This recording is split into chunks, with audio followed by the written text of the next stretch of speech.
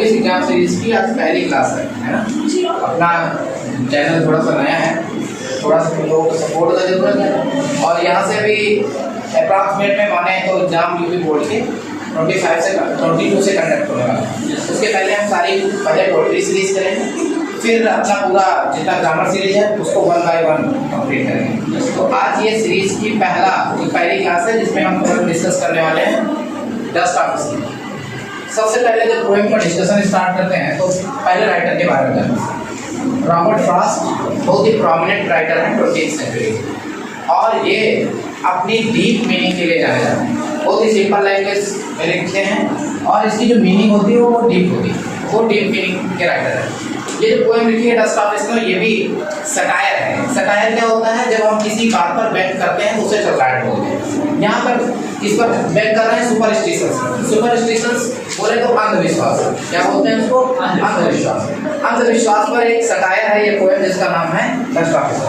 अंधविश्वास क्या होता है? जैसे आपने देखा होगा घर में अगर आप घर से बाहर निकल रहे हैं और बिल्ली रास्ता काट जाती है तो थोड़ी देर कहते हैं कि थोड़ी देर होता है, जैसे बिल्ली रास्ता काट जाती है तो हम थोड़ी देर के लिए रुक जाते हैं। ये अंधविश्वास। रॉबर्ट फ्रॉस्ट कहते हैं कि ऐसा अंधविश्वास जैसा कुछ भी नहीं होता, अंधविश्वास जैसा कुछ भी नहीं होता। It's only depend upon perception, कि हम जैसा सोचते हैं वैसे वैसे थोड़ी सी चीजें बनती जाती हैं। तो देखो पोएम को कैसे स्टार्ट करते हैं। पोएम को जो इन्होंने मैट्रिक्स चुना है वो क्वाड्रेंस है। क्वाड्रेंस क्या होता है? अगर कोई 4 लाइन का स्टैंजा है, कोई 4 लाइन का अगर स्टैंजा है तो उसे क्वाड्रेंस बोलते हैं। 2 लाइन का स्टैंजा है तो उसे कपलेट बोलते हैं। 3 लाइन का उसे ट्रसेट बोलते हैं, और 6 लाइन का तो उसे सिस्टेट बोलते हैं, और 8 लाइन का है तो उसे ऑक्टेट बोलते हैं। रॉबर्ट फ्रॉस्ट ने अपनी पोएम के लिए 4-4 लाइन के 2 स्टैंजेस चुने, जिनका राइमिंग अरेंजमेंट है ए बी ए बी। अब ये बात ये आती है कि ए बी है क्या, मैंने लिख तो दिया। ए बी क्या है कि देखो क्रो फर्स्ट लाइन का राइमिंग वर्ड्स आपको थर्ड लाइन में मिलना है, दैट इज स्नो। तो ये ए तो ये भी ए, फिर बी मतलब सेकंड लाइन का राइमिंग वर्ड्स आपको कहाँ पे मिला है? 4th लाइन में मिला है, तो ये भी। तो इस तरीके से इस स्टैंजा की राइमिंग अरेंजमेंट क्या मिल जाती है? A B A B. आगे देखेंगे तो फिर इसी तरह सी डी सी ई, ऐसा आपको पूरी पोएम 8 लाइन की ये मिल जाती है। बहुत ही अच्छी पोएम। चलो देखते हैं कि पोएम में क्या है। पहले पोएम की सिचुएशन समझ लो। पोएम की सिचुएशन है कि रॉबर्ट फ्रॉस्ट हेमलॉक ट्री के नीचे बैठे हुए हैं और इनका जो मूड है वो बहुत ही सैड है। कैसा है? सैड है। दुखी अवस्था में बैठे हुए हैं। किसके नीचे? इस पेड़ के नीचे जिसका नाम है हेमलॉक ट्री। हेमलॉक ट्री को हम लोग हिंदुस्तान में धतूरे के पेड़ के नाम से जानते हैं। धतूरा जानते हो? जो शिव जी के ऊपर चढ़ाया जाता है भोलेनाथ के ऊपर, तो वो अपना है ये धतूरा, है ना। और बहुत दुखी है और जाड़े का महीना है, तो क्या जैसा कि अभी हम लोगों को ठंड लग रही है सर, तो इस पेड़ के ऊपर क्या डिपॉजिट हो गई है? क्या डिपॉजिट हो गई है? स्नो के पार्टिकल्स, बर्फ डिपॉजिट हो गई। क्या डिपॉजिट हो गई? तो जो बर्फ डिपॉजिट हो गई है तो एक ग्रुप आता है, और ये दोनों ही हेमलॉक ट्री और प्रो ये दोनों नेगेटिविटी के साइन है। किसके साइन है? नेगेटिविटी के साइन है। कहाँ पे? अमेरिका में। दोनों ही क्या है? नेगेटिविटी के साइन। तो ये इसके मूवमेंट करने की वजह से कुछ डस्ट ऑफ स्नो किसके ऊपर गिरती है? रॉबर्ट फ्रॉस्ट के ऊपर। तो रॉबर्ट फ्रॉस्ट के ऊपर ये डस्ट ऑफ स्नो गिरने से क्या होता है? इसका थोड़ा सा इनका जो मूड डिटेस्ट था ना वो अच्छा हो जाता है। तो देखो समझते हैं line by line.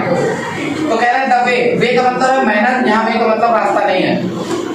The way accrue एक गावा सुप डाउन से की सेकंड फॉर्म होती है सुप डाउन। डाउन इसलिए क्योंकि बर्फ के जो पार्टिकल्स है वो कहाँ गिरे हैं? नीचे।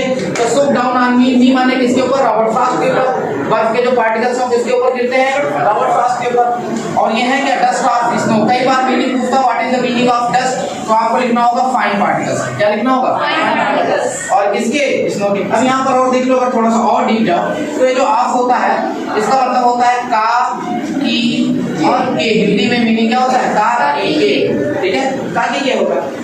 इसका और एक होता है जिसे अपोस्ट्रोफियस करते हैं, इसका भी मीनिंग क्या होता है? का की और के। लेकिन ध्यान रखना ये जो अपोस्ट्रोफियस है इसका यूज केवल किसके लिए होता है? लिविंग बीइंग के लिए। किसके लिए? लिविंग बीइंग के लिए। और इसका यूज लिविंग और नॉन लिविंग दोनों के लिए हो सकता है। लिविंग और नॉन लिविंग दोनों के लिए हो सकता है। क्लियर? बात समझ आ गई? Dust of snow from hemlock tree माने हेमलॉक ट्री से फ्रॉम। जब कोई चीज किसी चीज से क्या होती है?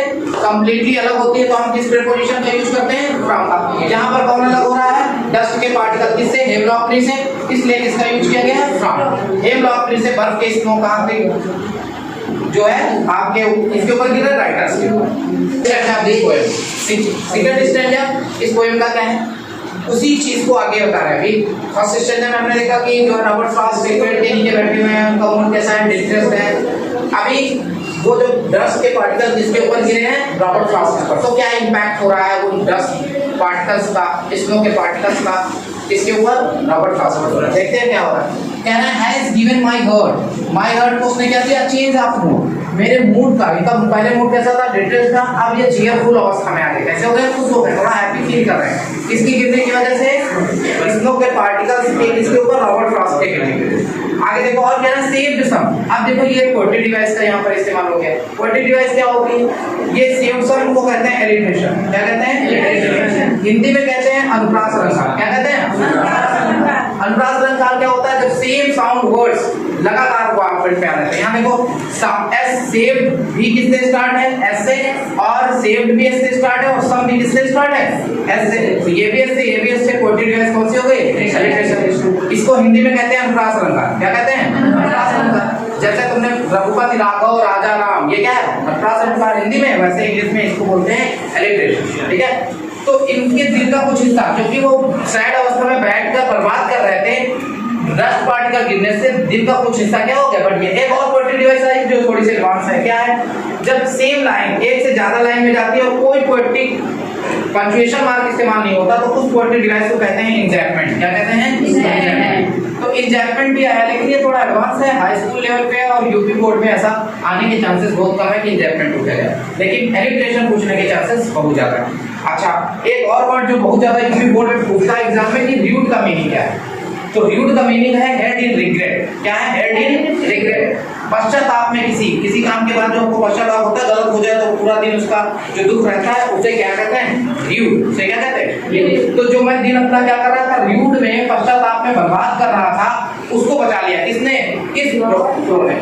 मीनिंग क्या है कि अभी देखो नेगेटिविटी सिंबल था तो इनका दिन और बर्बाद होना था, लेकिन बर्बाद नहीं हुआ, बच गया। इसलिए राइटर कहते हैं कि ये जो सुपरस्टिशंस है, जो अंधविश्वास है, वो सिर्फ हमारे दिमाग की परसेप्शन पर डिपेंड करता है।